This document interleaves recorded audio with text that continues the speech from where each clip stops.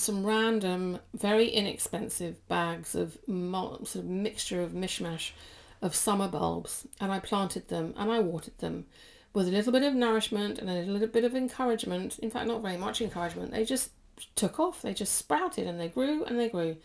And they are continuing to grow and look beautiful in this little corner of my garden. It would have been a barren corner of the garden because we took out some dead shrubs, which took up a lot of space actually.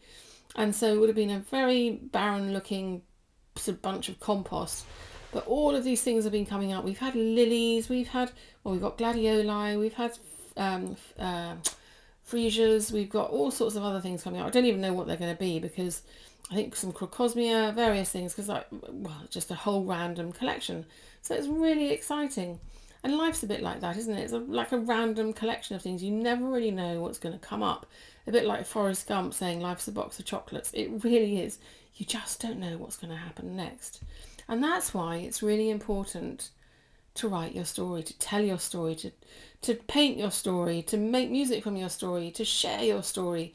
You can shout it out, you can stamp it out, you can bang it out, you can whisper it out, you can just put it in little secret letters and send it to yourself or send it to your friends or your family.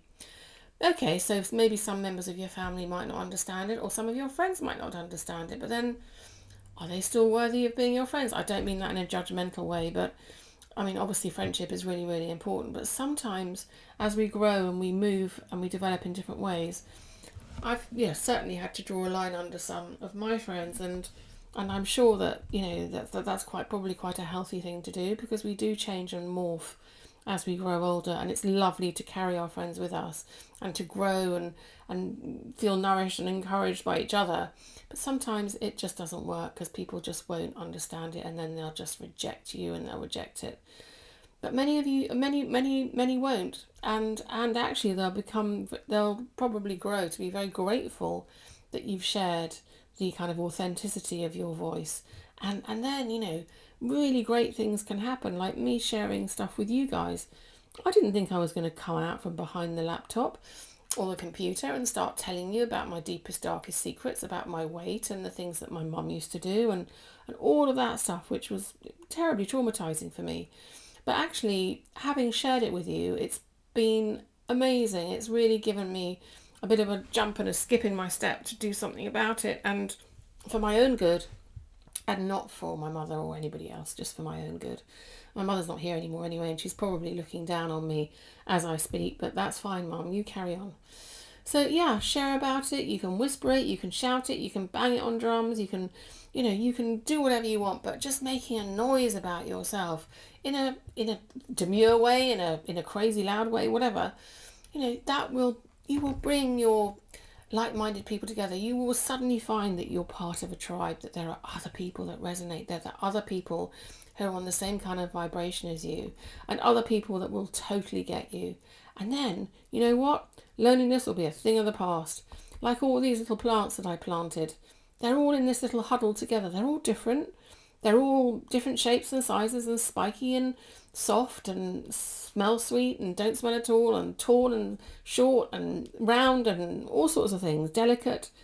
But they're all together. And they're all together sharing this space in a kind of cacophony of sort of odd bod harmony. I mean, look there, you've got my bay tree that's just standing there like some strange soldier all alone.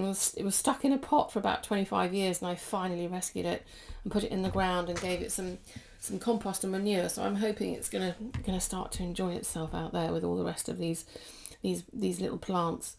But it is, telling your story is like planting a garden. You've made a mark. You've put something out there for people to see. Not everybody's going to judge you, and actually, like I said, you might find that you resonate with others, and I'm hoping that will be the case. So my message to you right now is to get yourself out there, to tell your story, to paint your story, to make music about your story. Tell it, get it out from inside of you, because you're just going to take it with you and nobody's going to know. And so what if people reject you or they don't like it? So what? Just be authentic to who you are. Absolutely do the thing that's right for you. Get those, like I said, pencils, paints, inks, whatever it is. Get the knitting needles out. Make your mark. Write your story. Be yourself. Lots of love.